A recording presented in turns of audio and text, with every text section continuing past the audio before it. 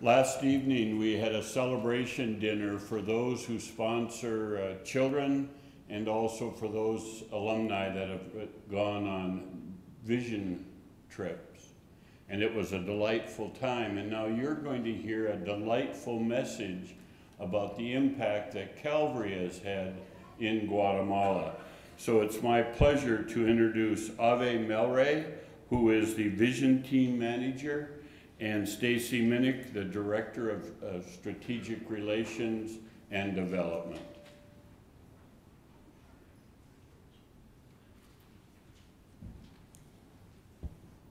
Good morning. He was worried that I needed a step stool, but I think we're gonna be just fine, right? Thank you so much, everybody, for inviting us to come here today and for continuing to keep Common Hope present in your minds and hearts. We thought we would just start by sharing, obviously we're here to celebrate the partnership between Common Hope and Calvary Lutheran Church. And partnership is key to what Common Hope does. Without partners and without partnership, our work is not possible. So I thought I would start by just sharing Common Hope's mission statement. I'm sure you're all reading it all the time, but you'll notice our mission is to promote hope and opportunity in Guatemala, partnering with children, families, communities, and all those who want to participate in a process of development to improve lives through education, healthcare, and housing.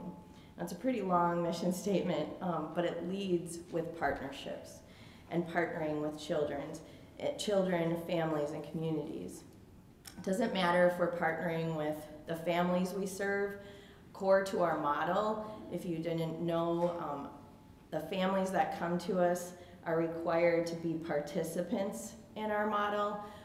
We consider ourselves people that are helping versus providing a handout. And so there's a partnership there. There's a partnership with our volunteers who come and make our mission possible. We want to make sure that volunteers are having a mutually beneficial experience when they help us do our work.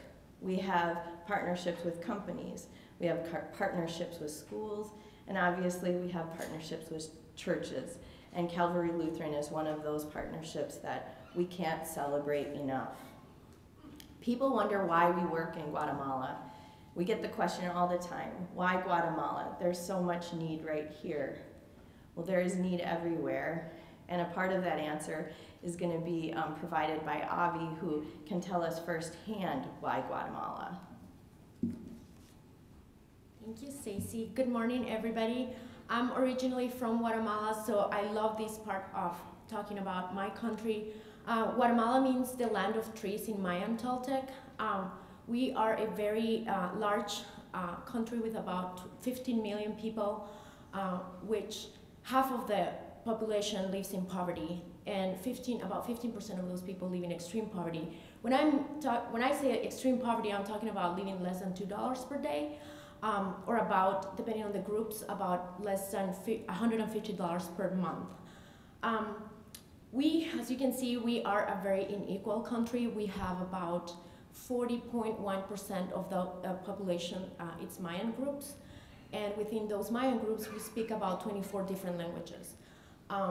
Then we have about 41% which are mestizos, which is a combination of somebody with Mayan descent and somebody with Spanish or German descent. I consider myself a mestizo, which is a combination of both. And then about 18% are criollos, which are the fully either Spanish or German descent. So there's a very unequal population. Just to give everybody a little bit of background, we're roughly the size of Tennessee. So we're about 90 times, the United States is about 90 times bigger than Guatemala. On top of all that stuff, Guatemala suffered from one of the largest civil wars in Latin America, about 36-year-long civil war. And up to this day, we're still fighting and still, struggling with the aftermaths of that war. Only 17% of the population in Guatemala gets to receive a high school diploma. I don't know if you are aware, but in the United States, it's about 83% that get the high school diploma. So the difference is very big. In addition to that, families struggle buying the basic needs, access to healthcare. It's really difficult. We have about 9 doctors per 10,000 people. Housing, we still have houses that have dirt floors, that have cornstalk walls. This becomes a challenge when you have to deal, and bacteria and that kind of stuff. It leads to healthcare, and if you don't have access to healthcare, then it's just a cycle, right? I love my country. I love its people, especially because we struggle with all that things, with all those factors. We barely have access to water. Can you imagine living in a country where maybe you only have 1 day a week that you can get to have water? When you struggle with all these factors, education becomes secondary. Education becomes your second step. I was lucky that I was born in the city, but even then, I was in school sharing one book with about 10 people at the same time. My life was completely different. I'm lucky I was able to come to Minnesota through family members who sponsor me. So sponsorship means a lot to me, but again, the people there, we only want one chance. We're looking for that one opportunity that somebody believes in us, which is why Guatemala, that's why Common Hope comes and gives this chance to kids. And so that's roughly why Guatemala, you're making an impact, and clearly there is need there to break the cycle of poverty. So. Isn't she wonderful? She's just one example of, for any of you who've actually gotten to go to Guatemala, and well, I know there's many of you here who have taken time and done that work. One of the things that makes Guatemala so special is the people. If you've had the opportunity to meet the people there, there is such a genuine humility and love and gratitude for what it is that we're trying to do, and commitment to breaking the cycle of poverty for their family, that it feels very different than when you're working with some other organizations or other opportunities to make change. How does Common Hope do it? I think you're all aware of this, but as Avi mentioned, education is at the core of our model. We believe we can break the cycle of poverty if we can get kids through school and into a high school diploma. It's not like here where everyone's going to go on to college, or a lot of people go on to college. In Guatemala, if you can make it to 7th grade, you've made progress. If you can make it to high school, you're doing even better, and you're 56 to 60% more likely to do better than your parents if you've received a high school diploma, and to break the cycle of poverty for your whole family. The commitment to family there is extraordinary. So it's our belief that we need to make sure that children can get through school. Rather than saying, have your child, you have to make the choice, is my child going to go to work so that we can put food on the table, or is my child going to go to school? And so Common Hope works to remove those barriers that prevent kids from going and staying in school. We do that through a comprehensive model. So we help through healthcare, housing. If you can have appropriate housing, you're usually going to have a healthier family. If you can understand goals and help to change cultural norms, and understanding how education, how reading, how math, how critical thinking skills can actually make a difference for you, then you will be far better off, and we can break the cycle of poverty. Right now, Common Hope works with 3,100 students, individual students. That makes up for about 14,000 family members in the communities that we serve. We serve 27 communities. We provide them with the resources they need so that their kids can get the school supplies. There's fees in Guatemala for school. We pay those fees. We make sure that that's not a barrier to them staying in school. And We work to do that through the sponsorship model, which we're incredibly grateful for Calvary Lutheran Church. You've been a partner in that for years, and we're going to talk about that a little bit more in a second. But at the end of the day, because of your help, we're actually serving 14,000 people a year and touching their lives. This year we'll celebrate our 2000th graduate, which is very exciting.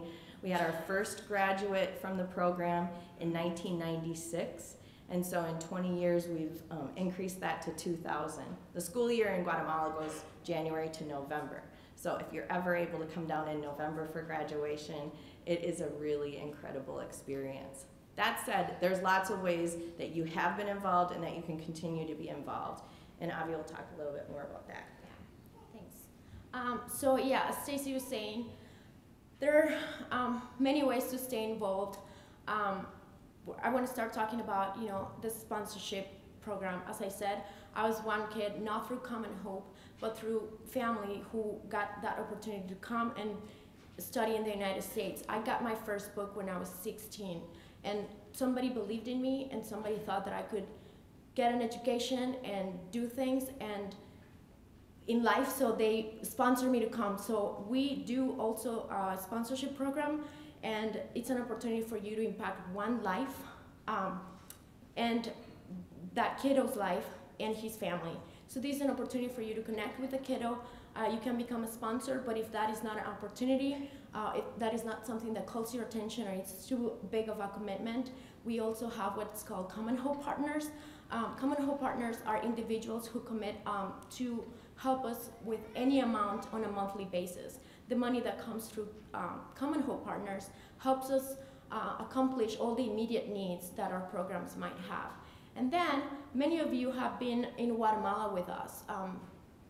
We bring vision teams, and vision teams are volunteers who come share their skill sets to come and help us serve our programs there.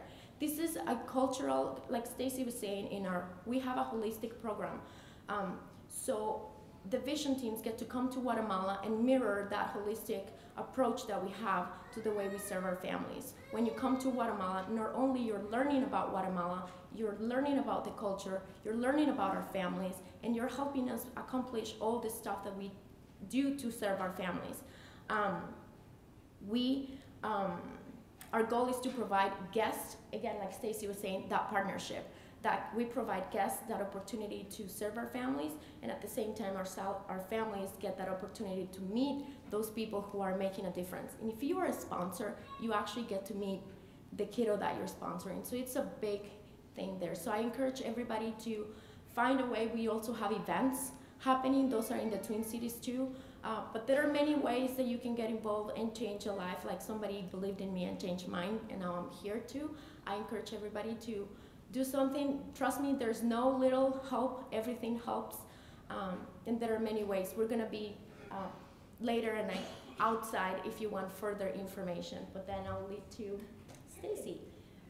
Which is a great segue because you guys are already doing a ton and we want to celebrate that. So maybe this is a good time to ask Terry Heppola to come forward, and we'd like to present Calvary Lutheran with the Partner of Distinction Award. And maybe I'll just tell you a little bit more about how significant you are in our story. Since 1990, which is when our database officially kind of starts, I recognize you guys have been with us on this whole journey since 1986, but since 1990, Calvary Lutheran has brought down more than 150 different individuals to help serve our families, to volunteer to build the project, to build homes for the families we serve. You've had 6 vision teams. You have donated as a congregation and as a community over $1 million over those 30 years since we started. There is only one other organization that has helped us deliver our work and our mission in a level greater than that in all of the entire country. I don't know if you're aware, but 50% of our support and revenue comes from outside the state of Minnesota. for your help to be the second largest contributor and partner in what we do is just amazing. You're our second Partner of Distinction Award. We probably should have given this to you years ago, but we've just started doing this, and so this is only the second time we've awarded it. Currently, in this community and surrounding small communities, there are 73 sponsors. Once again, there's only one other partner we work with that has more than that coming in the door. And thanks to Ron Anderson's leadership and passion and energy for this cause, Rob's as well, so many of you, we are able to really, truly celebrate that 2000th graduate because of you. So in that vein, we'd like to award you the Partner of Distinction Award. The award reads, Partners of Distinction are those partners that have dedicated their talents as well as treasure to breaking the cycle of poverty for Common Hope families and creating sustainable, life-changing, generational change. And for that we say thank you. Gracias.